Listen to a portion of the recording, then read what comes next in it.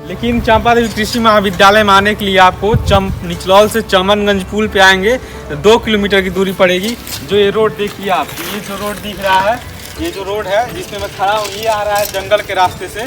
ठीक है, थोड़ा सा सीधा के दिखा दीजिए। ये जो रोड आ रहा है इस जंगल के रास्ते से आ रहा है, जंगल पार करेंगे ये रोड आगा, वहीं से आप यू टर्न लेंगे। ठीक है, ये जो रोड होता है ये जाता है चंपा देवी कृषि महाविद्यालय के लिए। लेदी गांव पड़ता है, लेदी के बाद तब रामचंद्रई गांव पड़ता है, वही चंपा देवी कृषि महाविद्यालय है।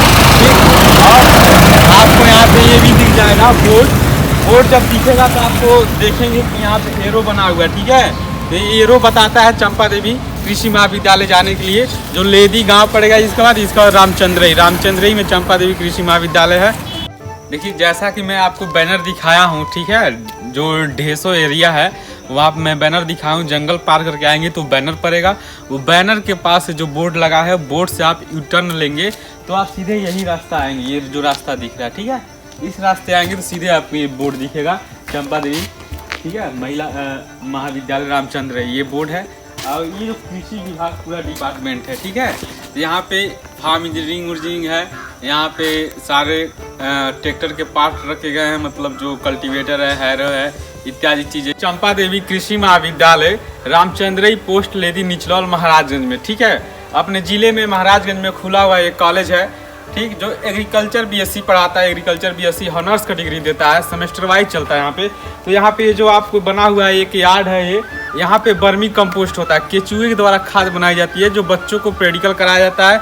अब बच्चा लोग को क्या होता है, सिखाया जाता है। छात्र छात्राएँ यहाँ पे आते हैं, यहाँ पे सीखते हैं। ये जो मशीनें लगी हैं, इसको चला के उसको फिल्ट्रेट किया जाता है, छाना जाता है, केचुओं को अलग किया जाता है खाद से, फिर खाद को बोरे में कस के डिलीवरी किया जाता है। मैं आपको दिखा दूँ खाद, देखिए जितना भी पीट बना है, इसको पीट या गड्ढा बोलते हैं। ठीक है, इसमें क्या होती है, बर्मी कंपोस्ट की खाद बनाई जाती है। जैसे कि आप देख सकते हैं हमारे हाथ में ये बर्मी कंपोस्ट है। ठीक है, ये बर्मी कंपोस्ट कितना सुंदर हुआ है। तो मैं आपको दिखा दूँ नज़दीक ला के कि यहाँ पे केचुए भी आपको दिखाई देंगे कहीं ना कहीं।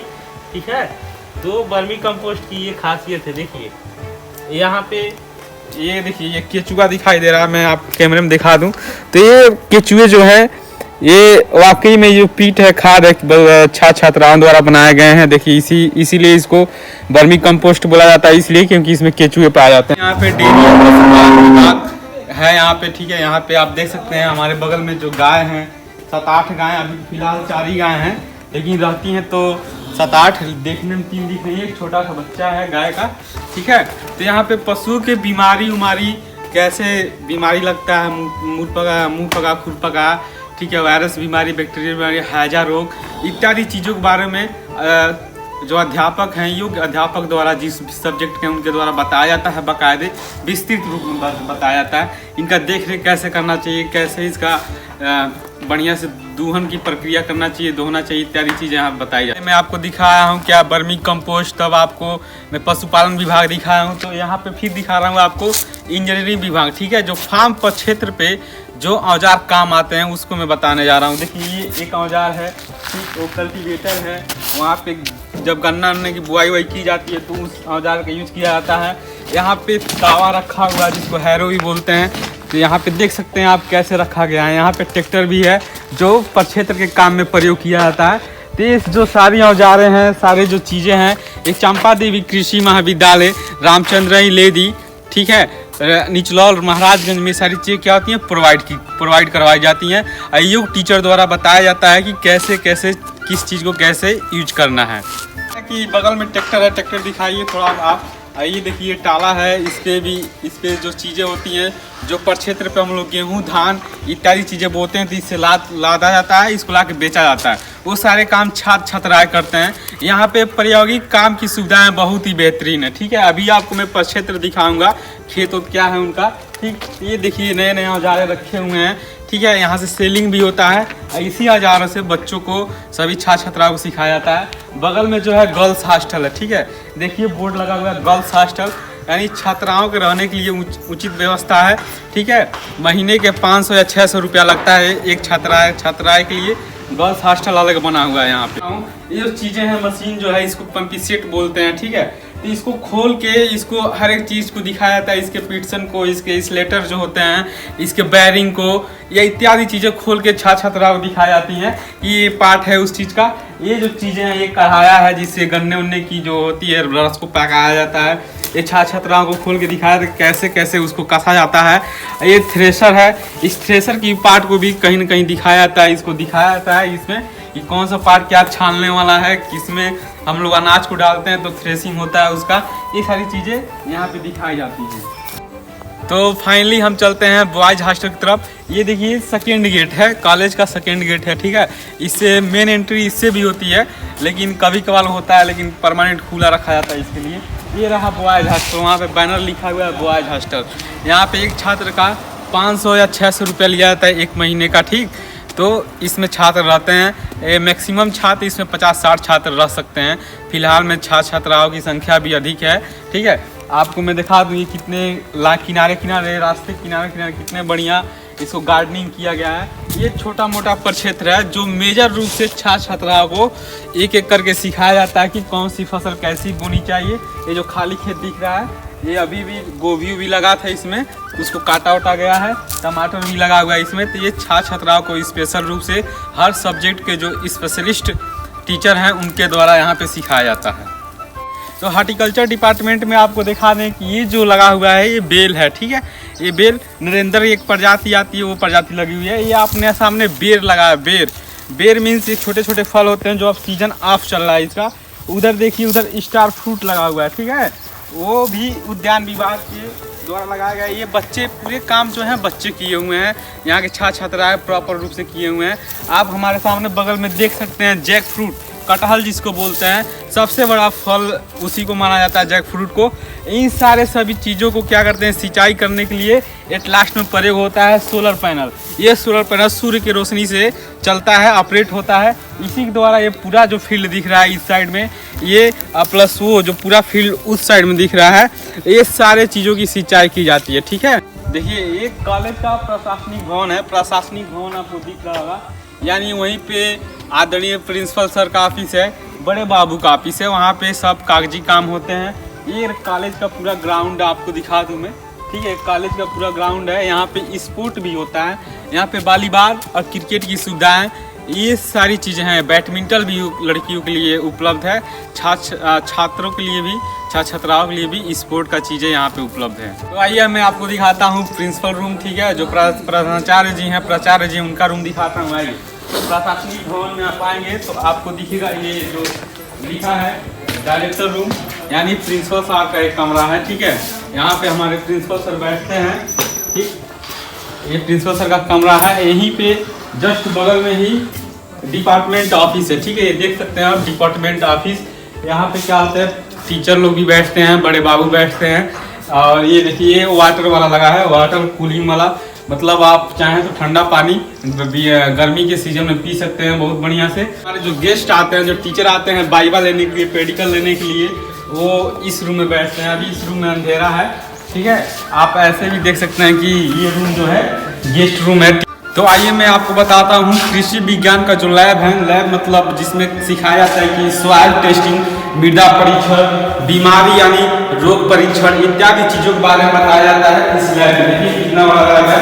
ये रहा माइक्रोस्कोप, जिसमें द्वारा किसी भी माइक्रो ऑर्गेनिज्म को देखा जाता है। उस चीज़ को अगर कोई भी चीज़ समझाना होता है तो यहाँ के कुशल अध्यापक, ठीक है, वो इस पे समझाते हैं कि ये चीज़ ऐसे दिखता है। ये बोर्ड लगा हुआ है, फिलहाल ये लैब है इसका, ठीक है। ये दूसरा लैब है, इसमें भी वही सेटअप किया गया, पूरा सेटअप वही है। आप देख सकते हैं इसमें भी परीक्षण किया जाता है। इस साइड देखिए माइक्रोस्कोप रखा गया है, हर एक टेबल में बेसिन की सुविधा रखी गई है, मतलब ये बेसिन में पानी आदमी आता है, वाटर की जो होता है लैब में, इस सारी चीज़ों का सुविधा दी गई है। ऐसा हो बाई द वे कभी कॉलेज में आकस्मिक घटना घटती है, आग लग जाती है, उसके लिए भी ये रखा गया है फायर को कंट्रोल करने के लिए, ठीक है। इसी के बगल में एक और लैब है। इस कॉलेज में 3 लैब हैं, ठीक है। तीनों लैब का यूज प्रॉपर रूप से होता है। एक और लैब, ये लास्ट लैब है, तो आप देख सकते हैं इसमें टेस्ट ट्यूब रखा गया है। जैसे ये जो बीकर है, ठीक है, क्लोरोनिकल ग्लास है, टेस्ट ट्यूब है, ये सारी चीज़ें स्टैंड के साथ रखी गई हैं, तो इस सब चीज़ों का यूज किया जाता है। चंपा देवी कृषि महाविद्यालय के लाइब्रेरी में आइए देखते हैं यहाँ क्या व्यवस्थाएं हैं छात्रों के लिए। और आइए देखिए अंदर, आइए आपको दिखाते हैं एग्रीकल्चर की तमाम सारी देखिए बुकें आपको दिख रही हैं। यहाँ पे छात्रों के बैठने की सारी व्यवस्थाएं हैं। छात्र यहाँ पे बैठते हैं और इन को लेके यहाँ अध्ययन करते हैं। ये अभी दिख रही है, इसमें भी एग्रीकल्चर की बुकें आपको दिख रही हैं। यह सारे सेमेस्टर के लिए बुकें उपलब्ध है कॉलेज में। यह देखिए यहाँ भी आपको एग्रीकल्चर की बुकें दिख रही हैं। तो यहाँ पे एक यह लाइब्रेरी बनाई गई है। बच्चे यहाँ बैठेंगे, पढ़ेंगे और इस शांत माहौल में अध्ययन करेंगे और इस लाइब्रेरी का लाभ उठाएंगे। तो एक पूरी ग्राउंड है चंपा देवी महाविद्यालय का। यहाँ पे कोई भी प्रोग्राम होता है तो इसी ग्राउंड में होता है। अब पीछे आपको इसी कड़ी में मैं आपको पीछे दिखा दूँ इस कॉलेज का जो पूरा फील्ड है, ठीक है, जिसमें बड़े पैमाने पे खेती की जाती है। अब बच्चों को बताया जाता है कि आप बड़े पैमाने पे कैसे फर्टिलाइजर यूज करेंगे, कैसे इंसेक्टिसाइड यूज करेंगे। तो ये पूरा प्लॉट देख रहे हैं आप, ये पूरा प्लॉट चंपा देवी कृषि महाविद्यालय रामचंद्र लेडी। यहाँ पे छात्र छात्राओं को मछली पालने की प्रक्रिया को विस्तृत रूप से सिखाया जाता है। जैसे कि आप देख सकते हैं हमारे पीछे जो तालाब है, ये एक तालाब है, बहुत बड़ा तालाब है। उस साइड में एक तालाब है, इसमें जो है प्रक्रिया चालू होने वाली है फिलहाल में, ठीक है। उसके बगल में भी एक और तालाब है। तो इस तालाबों में मछली पालने की तरीका, अब मार्केट में कैसे उसको बेचते हैं, क्या रेट तय करते हैं, मंडी में कैसे ले जाते हैं, ये सारी चीज़ें बताई जाती हैं। इसमें पानी चलाने के लिए सोलर पैनल का यूज किया जाता है। सोलर पैनल आप देख सकते हैं यहाँ पे जो सोलर पैनल है, ठीक है, उस सोलर पैनल का यूज किया जाता है। यहाँ पे बहुत ही बढ़िया व्यवस्था है।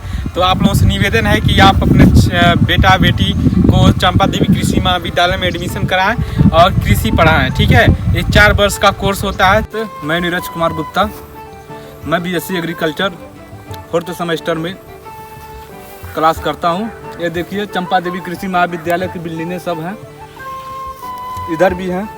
यहाँ पर सभी कक्षाएं सुचारू रूप से चलती हैं और यहाँ के जो प्रोफेसर साहब हैं बहुत ही अच्छे हैं। डॉक्टर सुजीत कुमार यहाँ के प्रधानाचार्य भी वही हैं। जो सारी चीज़ें आपको यूट्यूब के माध्यम से बताया गया है वो सुचारू रूप से सब सही है। मैं यहाँ का स्टूडेंट हूँ, मैं भली भांति यहाँ के बारे में जानता हूँ और उन सभी चीज़ों को बताया भी जाता है और प्रैक्टिकल रूप से हम लोग को सिखाया भी जाता है। हाँ, तो मैं आपको जैसा कि वीडियो में बताया सारी चीज़ें, उन सारी चीज़ों का देख रेख जो करते हैं वो श्री राम प्रसाद यादव अंकल जी हैं। यहाँ का पूरा देख रेख, फार्म पे कौन सी चीज़ें, किसका कौन घड़ोतरी हो रहा है, कौन बढ़ रहा है, मैनेजमेंट की जो सारी चीज़ें हैं यहाँ पे फार्म के रिलेटेड, ठीक है, वो देखते हैं यादव अंकल, ठीक है। तो मैं इनसे पूछ रहा हूँ कि ये बताएंगे कि यहाँ के अंकल जी, यहाँ के संस्थापक महोदय जी का नाम क्या है? विजयनाथ मिश्रा। तो इन बता रहे हैं कि श्री विजयनाथ मिश्रा सर यहाँ के संस्थापक हैं। प्रबंधक जी? प्रबंधक जो है श्री अशोक मिश्रा हैं। जो प्रबंधक हैं श्री अशोक मिश्रा जी सर हैं। और एक तो बात यह है, फार्म तो देखते ही देखते हैं। यहाँ का जो गर्ल्स हॉस्टल में बताया हूँ, गर्ल्स हॉस्टल की इंचार्ज यहीं है, यहीं देखते हैं। अब बॉयज़ हॉस्टल में भी इनका इंटरफेयर रहता है, वो भी देखते हैं। तो मिला जुला के पूरा देख रेख के काम जो होता है, ठीक है, छुट्टी होने के बाद, क्लास ओवर होने के बाद इन्हीं के अंडर आता है। यहाँ के देख रेख यही करते हैं। धन्यवाद।